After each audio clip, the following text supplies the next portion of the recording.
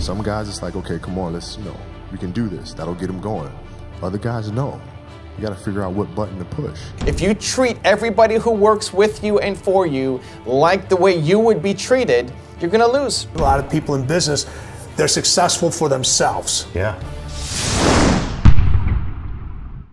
Rise and shine, it's espresso time. I wake up every morning. Espresso keep me going. I wake up every morning. Grab your coffee and sip on today's message from Kobe Bryant. Also, if you want to learn how to build more confidence, check out my 254 Confidence series. It's free. The link is in the description below. Or to go play someplace else, to try to chase a championship. That's not me, man. That's not what my career has been about. There's certain things that we want to get to, but we have to pace those out because we have to have absolute focus. Here's why practice was important to me. Not from just the standpoint that I enjoyed playing. Like, I enjoyed being there. I enjoyed getting better. But as a leader of a team, it's also your responsibility to elevate the rest of the guys. And what people tend to get stuck on a lot is saying, okay, the way to make players better is to pass them the ball when they're open. That's a very trivial way to look at things. What you have to do is you have to get them emotionally to want to be better. You have to get them to an emotional space where they wake up every morning driven to be the best version of themselves, right? And how do you do that? Right? And in practice, for me, it was a chance to drive them, to challenge them, right? And this is where you have to know your teammates, because if it's late, we just had a back-to-back and we had practice the next day and you show up and guys don't feel like going through the motions, don't feel like practicing. It's important to know each and every one of them individually, personally, because then you know what nerve to touch. Some guys, it's like, okay, come on, let's, we can do this. That'll get them going. Other guys, no. You got to figure out what button to push. Powell was always Spain. If I tell them how they lost in a gold medal to us and how they're going to lose again, how I'm going to beat your ass in practice just like I beat you in a gold medal game, he would hate that. He'd hate that. But that's what practice was. You have to drive them. You absolutely have to. And if practice is more intense and harder than a Game 7 will be, then a Game 7 will be easy. But if it's not, then that's when teams start folding and capitulating. You need to be people's chief goal officer. If you want to move them into action, if you want them to win, you have to speak to them in their language and the things that they care about. The worst advice you could give somebody is what you would do. If you treat everybody who works with you and for you like the way you would be treated, you're going to lose forever. You're never going to build the organization you want because people have different goals and it's your job to understand what they are. So I'm doing this tour right now, 90 days, 23 cities. I often get asked by people, hey Evan, what book should I read? What video do you recommend from your channel for an entrepreneur? I've done 6,000 videos. The worst advice I could give is to give a generic answer. The worst advice I could give is to one that I would watch. Like, here's a video that I love the most. For me to give a good answer to you, I need to know your problem. I need to be your chief goal officer. I need to understand what you're struggling with. I could give you the greatest book recommendation of all time, but if it's not the thing that you care about right now, it's not going to serve you. And so before you give advice, before you try to help somebody else out, be their chief goal officer. There's two ways to do it. Understand their who and understand their why. Their who is their most important one-word core value, and their why is their purpose, and their purpose comes from their pain. So look at their who. I'll use an example with Alex, who runs Toronto Dance Salsa for me. His who is belong. His one word is belong. He wants to create a place where people feel like they belong. It's the one word for him. It's a one word for TDS. I know that's what he really cares about.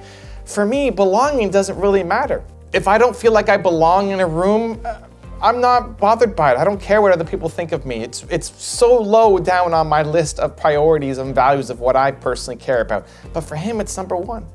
He wants to make people feel like they belong.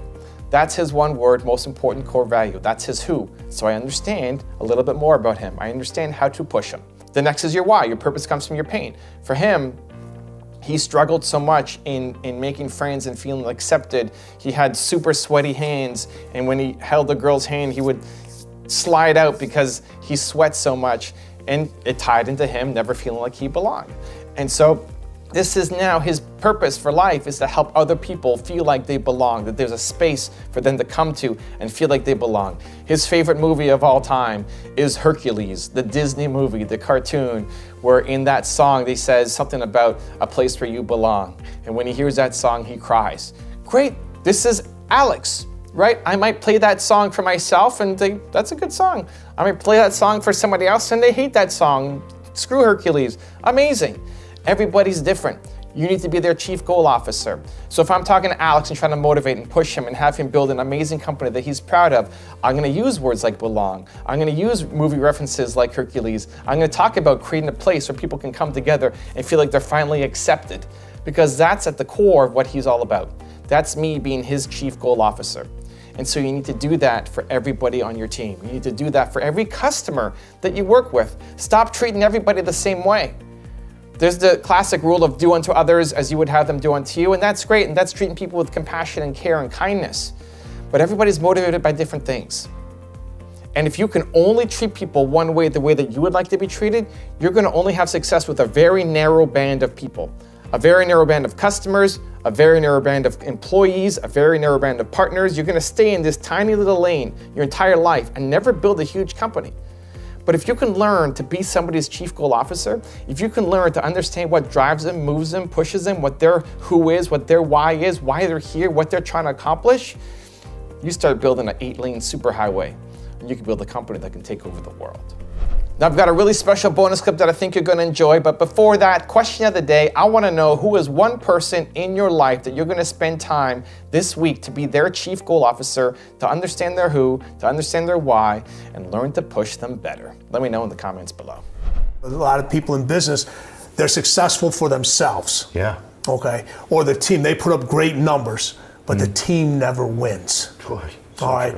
You know, in business, when the owner or the CEO, when he wins, if he's a cleaner, everybody in that business, from the top person all the way down to the last person, they all win. Oh, wow. When sports, if you bring out the best out of all your teammates. You elevate not only your teammates, you elevate the equipment manager, you elevate the equipment manager, the staff, the people you have no idea, the people that handle the tickets. Everybody's game is elevated because they have to, because the cleaner's not going to come down to your level.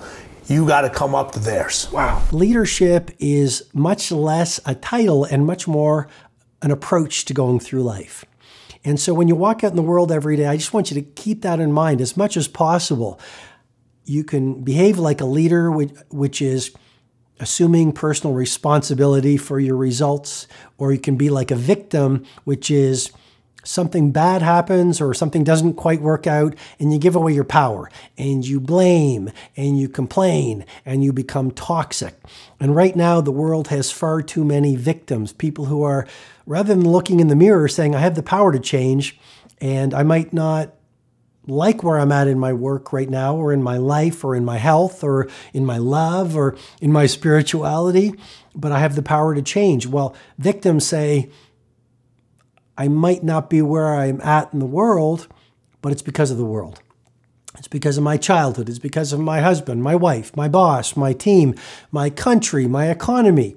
And so my loving encouragement to you is ask yourself right now, am I behaving like a victim? Maybe it's in your health life. Maybe it's with your finances, you know, and a victim would be saying, you know, I can't do this. That's what victims do. I can't do this. Or victims, they point fingers. Well, it's the economy where I live right now. Or it's the industry. It's going through a lot of commoditization and a lot of disruption. And if I was in a different industry, I'd be successful. Ultimately, we all know this. We create a reality. And even in the most difficult and most competitive of industries, there are people who are playing at world class, who are doing really well. Why? Because they have a different approach, because they are doing different things. And fundamentally, they're not behaving like victims, blaming and complaining and being toxic and wasting time and living in the past. They're showing up like leaders. So be a leader in all that you do today. If you want to know how Kobe Bryant lives to get better every single day, check the video right there next to me. I think you'll enjoy it. Continue to believe, and I'll see you there. If you live your life to just get better every single day, You do that for 20 years, I mean, what do you have?